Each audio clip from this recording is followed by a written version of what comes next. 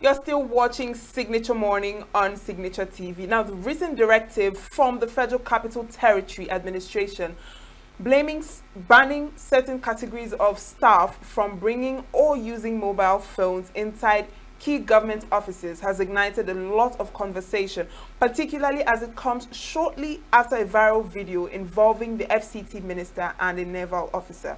Well, to unpack this conversation with us this morning, we have Anthony Chibo. He is a public affairs analyst to discuss the use of mobile phones, Wike'S ban. You're very much welcome. Good morning. Good morning, and thank you for having me. Thank you for joining us. Now, I'd like to ask you what you think about this ban on mobile phones. And, if you think it is because of the viral video that we saw involving Wike'S and the naval officer. So I'd just like to get your thoughts on the matter. Well, to begin with, Section 37 of the 1999 Constitution, as amended, guarantees every citizen privacy. That privacy, things like cell phones fall into that category because your cell phone contains certain information that are aligned with your day-to-day living in terms of banking information, in terms of emergency numbers that you can reach should you have any emergency. However, your employer have a responsibility to regulate you when you are not using the phone responsibly. When you get employed, you surrender part of that right to privacy. You can't have that right. You can eat your cake and have it back because your employer employed you in exchange for service, and your employer may have sensitive information that they may not want to the public to get, to access. So I think what Wike'S did, though running contrary to the Constitution, may be a check and balance system to regulate what the staff under him are doing with their mobile phones. And if they are not using it responsibly, he has a responsibility to call them to order. Security threats exactly might justify a ban on the phone usage in government offices? Yes, one, productivity. Two, many people are addicted. They will not admit it. Many people cannot let out, just let the phone be for a minute. Once they are in an environment that they have free data, they are unlimited on the phone, and your job suffers when you don't regulate your usage of phone. So every employer have a responsibility to demand your service because they pay you. He who pays the piper dictates the tune. If you're not under their employment, they cannot censor your usage of phone. But if you're under their employment, they have every responsibility, to censor your use of mobile phones while on the job. If you're on the job, you have a responsibility to do your job. You are not employed to use your mobile phone whenever you need or however you need. You are employed to render service in exchange for remunerations. So, would you say that the ban on the mobile phone is not so much of a concern to you? Is that what you're saying? I'm not saying that it's not a concern to me, but I want us to be fair to the parties involved. The employer is an employer-employee issue. When you are employed by somebody, you have a master-slave relationship. The person, while you're on that job, that person calls the shot. If they call the shots because they pay you, they remunerate you, they cater for you in exchange for the service you provide. Now, you must submit yourself to the rules and regulations of your employer, which is part of the phone ban. It might have some ulterior reasons, it might have some ulterior connotations, but within interpersonal employer-employee relationship, there must be some control. And that control is what I believe that the minister wielded in exercise of his powers as the boss. Now, I understand what you're trying to say, but don't you think that it's also a form of infringement on the employees, because staff are reportedly not even permitted to bring phones into the premises?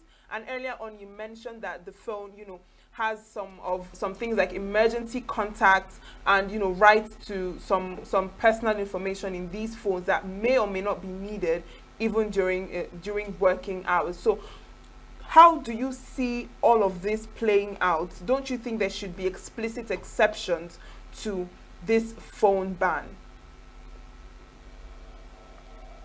What I think is that the ministry must provide access to telephone owned by the ministry that the employers, the workers can use while on the job in cases of emergency. But if the minister is persuaded fully that the use of mobile phone is infringing on the benefits he hopes to derive from the service that his workers provide, he will regulate them. So though he is violating Section 37 of the Constitution, it can only, it's like a give and take situation. In other words, if you don't want to be censored, if you must have your phone with you on the job, then you quit the job. Right. But now we're also seeing that the ban singles out specific salary grades, mostly the lower graded staff. And it's not a universal, it's not applied to every person, just a specific salary grade. What is your response to that exception? Well, it is discriminative. The discrimination, maybe we investigate it further and find out who is discriminated against and the reasons for that discrimination. If it is discriminative, I do not support it. But if it's an outright measure to check the excesses of use of mobile phones while on the job, fine. If it is a measure to secure the job environment, certain information that they do not want the public to access without going through the right channel, fine. But if there is discrimination in the ban, if it's not a total ban, then I am not in support of that. All right then. So, does restricting mobile phone use, does it really improve the administrative discipline, or this is a form of reducing transparency? I don't know about transparency, but what I am trying to communicate with you is that some people do not have the character to use their phones responsibly. There is a responsibility attached to the use of your phone, even when you are not employed. As a student, most students now are glued to their phones. If you want to stop them as parents, they begin to resist. They begin to show resistance. They can't draw the lines between when you have to use your phone and when the time you allocate to other things like study, like doing your chores. So when people are not able themselves to draw the line, the boss have to draw it for them in the interest of the job, or in the interest of the establishment. So if Wike feels that the use of mobile phones inside the FCT is creating problems, maybe public relations problems, maybe productivity problems, maybe divergence of information that should be channeled through certain people, well, so be it. Now, Mr. Chibo, you've said quite a number of things, but I also want you to respond to this. This order followed the circulation of the footage of the minister interacting with a military personnel that went viral, and we all saw that. And we could see that it's a matter of public interest. So, would you say that this could also be a factor to why these mobile phones are being banned in the FCT ministry? It is speculative because it's not only the FCT staff that were there when that altercation took place. There were policemen, there were military men, there were the DSS, there were other people who could have, there were workers on that site who could have taken those pictures and then let them go viral. So if you want to say that is the FTC staff that made it viral, I don't think so, because so many people had access to that altercation. So many people were there. And unless you profile all the people that were there, and you have every reason for me to believe that it was only the FCT staff that had interest in that altercation. Other people, the whole world had interest in that altercation, including the military, including the security agencies. Some people may be on one side, the other people on the other side, but we're talking about, people who see things go wrong, want to say what they saw. They want to reproduce what they saw, and they want to say why they think it's wrong or right. So I don't want us to speculatively relate the ban to that singular incident. Okay, so let's look at the downside of these developments. What could happen in cases of emergency or this thing hindering interdepartment communication? What happens at that point? Because having a mobile phone is basically for connectivity. Yes, having a mobile phone is basically for connectivity. I have a profiled solution earlier. I said, well, if you ban staff from using their mobile phone within the premises of the job, you must provide alternative channels for them to maybe access emergency information, like a mother who is working in that office might have to give their ward, their children who are in schools, maybe tertiary or primary schools or secondary schools, give them those numbers. Say, would you, in case you have an emergency, reach me on this number. So the FCT have to provide those things as a measure, to give a platform for these people to have access, or their people to have access to them in cases of emergency. However, there is a limit to what we can push. There are other people, employers of labor, people who work in sensitive locations, people who work in high sensitive, like the National Security Advisor's Office, the NSA. Some people are not permitted to come in with their mobile phones because they don't want them playing with sensitive information that has to do with national security. So let us not call it a wicked thing. There are so many other companies, high-tech companies, who do not permit their staff to bring in their phones. You either leave it in the locker room, you work for XYZ hours, then you take your phone and go home.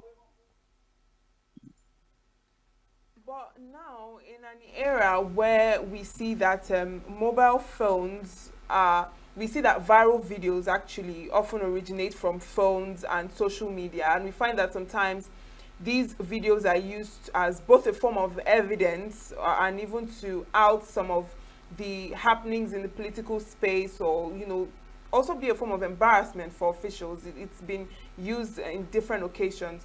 So now that we're seeing a ban on these things, do you see some form of hindering of such information which the public should be aware of, when you stop people from using their phones? in workplaces? Do you see it as hindering such important information that the citizens get due to phones? Do you see it as a hindering factor? Definitely not. I want to. It was the great sage of blessed memory, late Chief Obafemi Awolowo, who said that the so-called secrets are not secrets. Before this time, memos leak out, government memos leak out before the advent of social media. But now, social media have made it a lot more easy for whistleblowers, you know, to have to be able to, say what they saw. So those secrets before now do leak now and then. Secrets that government think they are secrets, they are classified, but they pass through people. They pass through messengers who carry the files and all these things. Those people have they leak them once in a while. So I don't see a situation where it's bad, where we can say, well, it is a gag on public opinion. Public opinion have always thrived with or without social media. The only thing is that social media makes it easier, makes it, a lot fluent for people to get information that some people decided that should be kept censored or shouldn't be on the table. So I don't think so. I think what we need to do is to come to terms with what the situation is like and find other ways to tackle them. Government cannot ban all of us from using phone. It's not possible. Like I say, it's a private thing. It's part of your privacy. Even husbands and wives, they clash over interference in each other's phone. There are boundaries that you cannot invade just anyhow. But these boundaries must respect the employer. If you are working for me, and I say, well, you choose between your mobile phone or the job. It's on you. All right then. So let us look at it from that perspective. Okay then. So let's see Huh? public perception of this particular development. How will the public actually perceive this new order? Would they think it's a means to suppress them, or they would feel it's a means to protect them as well?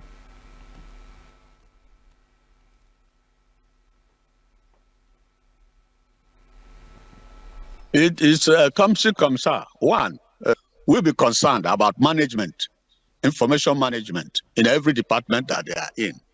Some other people will see it as a gag. But like I said earlier, if we use the altercation in reference, there was a lot of people out there who could have, used their phones to capture what happened. So I'm saying that government cannot escape.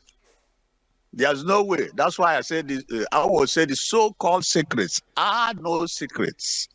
So what I'm saying is that there are no secrets out there. They carry them. They carry a file and write it secret, and you ask a messenger to move it from deputy director to director and director to PAMSEC. You understand me? That messenger have access to those information, but his desire to divulge them or not, maybe what will play out. So let us not look at it from that perspective. We are going to Wike'S not going to be there indefinitely at the FCT. He's just on a tour of duty. If his tour of duty ends tomorrow, another person will come there. That person might review the status quo and see how he can, allow information flow in his department without causing injury to the overall ministry. Now, as we know, we see that this move has generated a lot of public debate and political criticisms from both parties and activists. So do you think that there will possibly be a political fallout from the FCT administration? Do you think the FCT administration should expect any kind of political consequences or political fallout arising from this ban?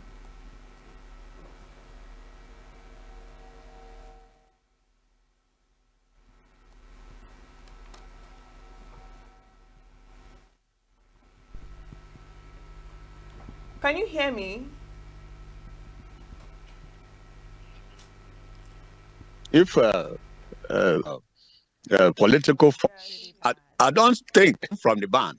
There may be political consequences arising from the facts, from the actions, from what transpired.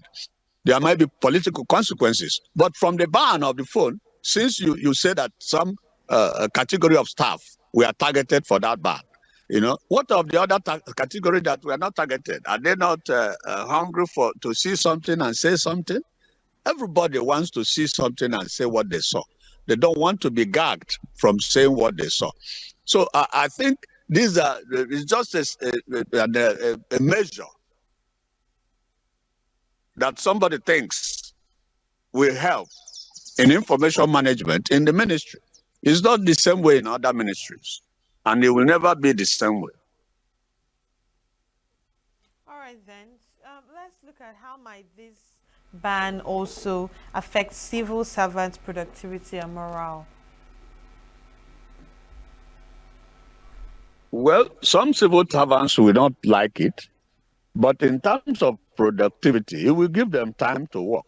Like I say, some people, phone is like, I don't want to equate it to something that is intoxicating, but I have said here that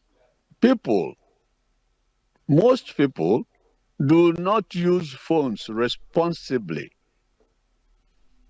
Now, that responsibility area has to be, broken down. When do you use your phone? Are you using it for an emergency? Are you using it? Are you browsing the social media while on the job? If you are, then the job suffers. Your job suffers. It's like a nurse in the ICU center. Instead of attending to emergencies, they are browsing on the phone at the detriment of the emergency that could, turn into a fatality.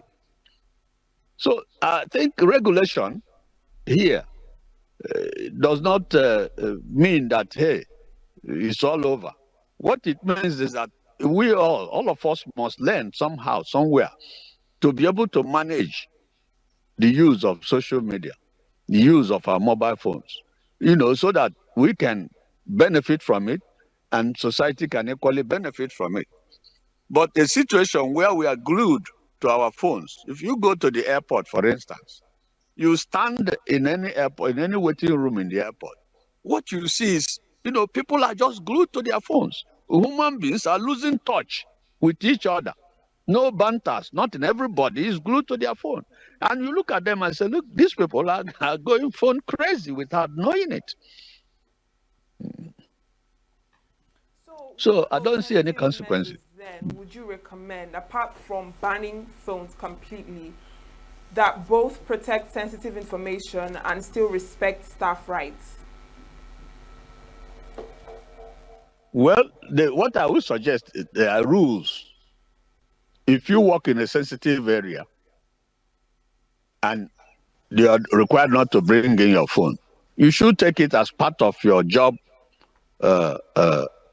responsibility. Every job comes with a responsibility.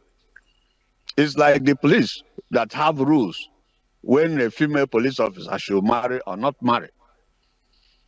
Do you understand me? So every issue concerning use of phone is peculiar to a particular responsibility that is attached to that job. If there are no responsibilities attached to the job, it's equally there are responsibilities that have to do with productivity. How much time do you spend on your phone? How much time do you give your employer? You can't be paid for using your phone on the job. You are paid to do a job, not to use your phone. And I want all of us to understand that because it helps society at large. Let us not just say, yes, there is an infringement. It's a personal, mobile phones are, it's part of your privacy. But that privacy, you mortgage it when you begin to work in an organization or when you accept employment. You mortgage that privacy. If you're self-employed, you can't spend all day on the phone except the phone is your source of income. If the phone is not your source of income, you will know when to use the phone and when not to use the phone. All right, then. I think this is where we bid goodbyes. Thank you so much for joining us, comrade, this morning. It's my pleasure. Thank you for dealing with this very sensitive issue. Of course, that's It's what we my always pleasure. do here. Mm. All right, then. I'm So our delighted. Have a conversation good day. was on the use of mobile phones, the Wike ban, of course, and our guest, comrade Anthony Ojemba Chibo, joined us. He is a public affairs analyst and guns rights advocate. Thank you once again for joining us. Of course, I think this is where we would likely draw the curtains for Signature Morning, the Enugu chapter, because Of we are moving course. over to Abuja to join Abuja to give us what is happening in the FCT and also its environs. Well, I think that's all we have from our end. Just like you said, it's a pleasure to always have you join us on Signature Morning here on Signature TV, joining us on all our conversations. Remember to follow all our social media platforms and be a part of the discussions we have on the show. I am Uchenna Chimdi Oluoha. And I am Queensley Roland, connecting to Abuja.